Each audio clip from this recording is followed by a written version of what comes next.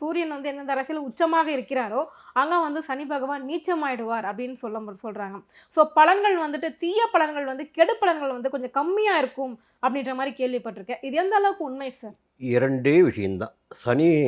சூரிய பகவான் ஒரே ஒரு ராசி தான் உச்சமாகிறார், மேஷத்தில் மட்டும்தான். அங்கே மேஷத்தில் சனி பகவான் நீச்சமாகிறார். புரியுங்களா? சனி பகவான் நீச்சமாகிறார் மேஷத்தில். அது செவ்வாயுடைய வீடு. புரியுங்களா? ரெண்டாவது, இருவருமே இயற்கையான பகைவர்கள்.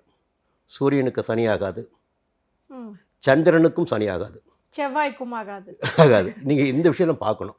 ரெண்டாவது, திருமண வாழ்க்கை நீங்கள் எடுத்துக்கிட்டிங்கன்னா ஒரு பெரிய ஆய்வை நீங்கள் பண்ணலாம்.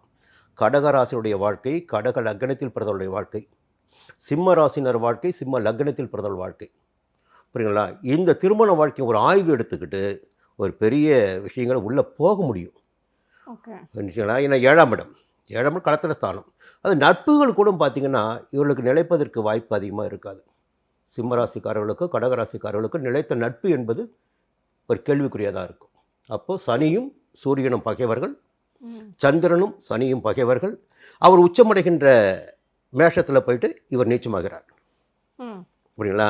நீச்சமடைகின்ற போது அவரால் பலனை பலவீனம் அடைகும் பொழுது பலனை கொடுக்க முடியாது.